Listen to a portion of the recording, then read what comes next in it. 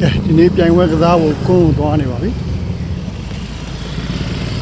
ဒီနေ့လီဝဲကန်နဲ့ကွန်းကနီးတဲ့အတွက်စပိန်နဲ့ပဲသွားတာဖြစ်ပါတယ်ဒီကနေကွန်းကိုလမ်းလျှောက်ရင်တော့နာရီဝက်လောက်ရှိမယ်စပိန်နဲ့ဆိုရင်တော့10မိနစ်လောက်တော့သွားရတယ်ပိုရောက်ရင်ခဏနာပြီးအေးစိတ်ကန်ရုံပဲစပိန်နဲ့တော့တစ်ခါလေးသွေးပူပြီးသားဒီပွဲစဉ်တွေကညတွေပဲကန်ရတာကျသာရင်းနေတိုင်းတပွဲပေါ့တစ်ပတ်ကတပွဲကန်ရတယ်ညပိုင်း9နာရီခွဲ9နာရီလောက်ဆိုရင်ပထမပွဲကန်ကျသာရင်းနေတိုင်းတပွဲစီကန်တယ်တရက်ကို4ပွဲရှိတယ်အသင်းက73နဲ့ဒီနေ့က9ပွဲမြောက်ပွဲစဉ်ကိုကန်ရမှာရှေ့မှာ4ပွဲကန်ပြီးတပွဲတရီ3ပွဲနိုင်ပေါ့ဒီနေ့ပွဲအခုလက်ရှိကြီးကတော့အဆင့်ဇယားမှာအဆင့်1မှာပဲရက်တည်နေမှာဒီနေ့ပွဲနိုင်ရင်လည်းအဆင့်1မှာပဲရှိမှာပေါ့ဒီနေ့ပွဲတော့တခြားကန်မရခဏနေရင်တော့ဒီနေ့ကန်မဲ့ကွန်းကိုရောက်ပါတော့မယ်ဒီကွန်းက training ဆင်းရင်လည်းဒီမှာပဲလာဆင်းဒီနေ့ပြိုင်ပွဲကလည်းဒီမှာပဲညာပွဲတွေပဲ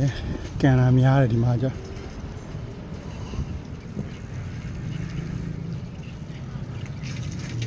ပထမပွဲတော့မကန်သေးဘူးခုမှအသေးဘူးလုံးပြီးရှိတယ်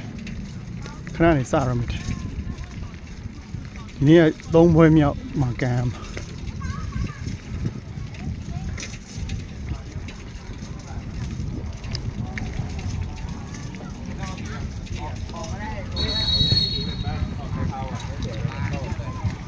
ာကလေးတွေလည်း training ဆင်းပြီးတော့သူကညနေတိုင်း training ဆင်းတာကလေးဒါတခြားအသင်းတွေပေါ့ကဲဒီနေ့ညာဝဲကန်မဲ့ကွန်းမှာ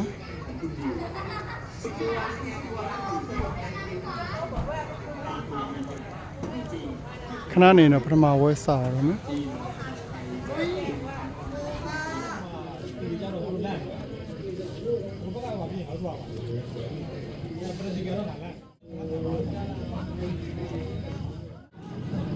ကူရကျတော့50ပြအောင်မ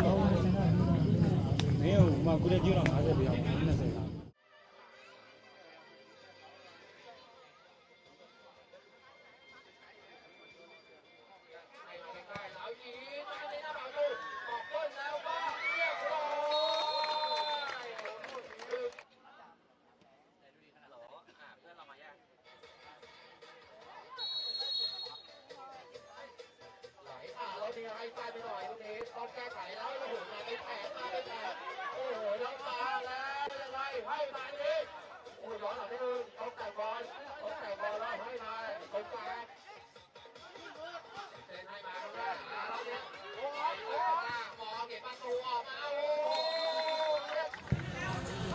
ကဲဒီနေ့ဒူးစင်းနဲ့နိုင်ရလို့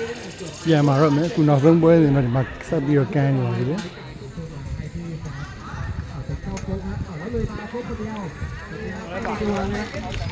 ဒါတော့ကျွန်တော်နော်ဒီနေ့တစ်လုံးလက်ဆန်းပြသွားတယ်ကိုသမားနှလုံးလက်ဆန်းပြသွားတယ်ကိုသမားတစ်လုံးကဒိုက်ပြလိုက်တော့လားဒါ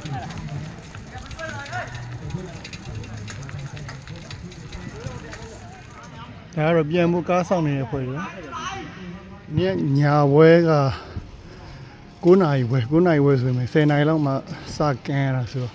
ပြန်လာချင်17လောက်ဖြစ်နေဆိုတော့ပြန်ဆိုရင်တော့ဒီလိုမောင်းနေပြီပေါ့ဒီ league ကပွဲစဉ်တစ်လျှောက်အဲ့လိုည9နာရီမှစတယ်ဒါပေမဲ့တစ်ခါလေနောက်ကျရင်8နာရီစတယ်ညမှာ4ပွဲရှိတယ်4ပွဲမှာကိုသိရပထမဆုံးပွဲဆိုရင်9နာရီ8နာရီလောက်မှစကန်ဒီနေ့ကတတိယမြောက်ပွဲဆိုတော့17လောက်ရောက်သွားတယ်ဒါကလေးနောက်ဆုံးပွဲသမားရေးဆိုရင်17ခွဲ12လောက်မှစကန်တနာရီလောက်မှပြန်လာတယ်ရှိတယ်ဒါအပတ်စဉ်ကျသာရင်းနေတိုင်းမှာကန်တယ်လီ73သင်းပေါ့ဒါတစ်ပတ်ကိုတစ်ပွဲဒီနေ့ပွဲက2စီးနဲ့နိုင်လိုက်တယ်ဟိုဒါဆိုပွဲစဉ်5ရှိပဲ5ပွဲမြောက်ပေါ့5ပွဲမြောက်မှာတစ်ပွဲတည်ကြ4ပွဲနိုင်ထားဒါဆို73သင်းဆိုတော့12ပွဲကန်ရမယ်12ပွဲလုံးနိုင်တယ်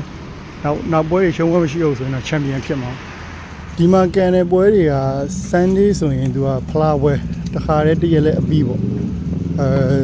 12သင်းရှိ12သင်းကိုအုပ်စုတွေခွဲပြီးတော့ကန်ပြီးရတယ် final ထိသွားတယ်အဲ့လိုဂျီဂျာတွေမှာတော့ထိုင်းပွဲတွေရှိတာပေါ့ဒီမြန်မာပွဲတွေမှာတော့ league အနေနဲ့မသွားဘူးသူကတစ်ပတ်ကိုတစ်ရက်ပဲအပြက်ကန်တာအခုကထိုင်း league ပွဲဆိုတော့ထိုင်းအပျော်ရမ်းသင်းတွေပေါ့သူကဟိုဂျာရက်ဒီကျသာပရီတို့အဲ့တော့မှညာပိုင်းနေပြည်စံလုပ်ပြီးသူကတော့တစ်ဖက်တစ်ပွဲပဲကန် Sunday မှာကန်တာမြန်မာချင်းချင်းနေကန်မြန်မာပွဲဒီဘက်ကျတော့ရီကတော့တိတ်တော့မကန်လိုက်အောင်3နှစ်လောက်ပဲကန်လိုက်ရအဲ့တော့ဒီတစ်ပတ်ပွဲကတော့ပြီးသွားပြီပေါ့ဒါ Sunday မှာဖလားပွဲအတွက်ဘယ်အသင်းမှာကန်မလဲဒီလက်ရှိကန်နေတဲ့ sorry မှာအသင်းပြိုင်ပွဲမရှိဘူးဆိုတခြားအသင်းတွေမှာသွားကန်တာလည်းရှိတယ်အဲ့တော့ဒီတစ်ပတ် Sunday ကတော့ဘယ်မှာကန်မှမသိသေးဘူးဒီတစ်ပတ်ရဲ့ပွဲစဉ်ကတော့ဒီမှာပြီးသွားပြီကြည့်ရှုပြီးတဲ့သူအားလုံးကိုကျေးဇူးတင်ပါတယ်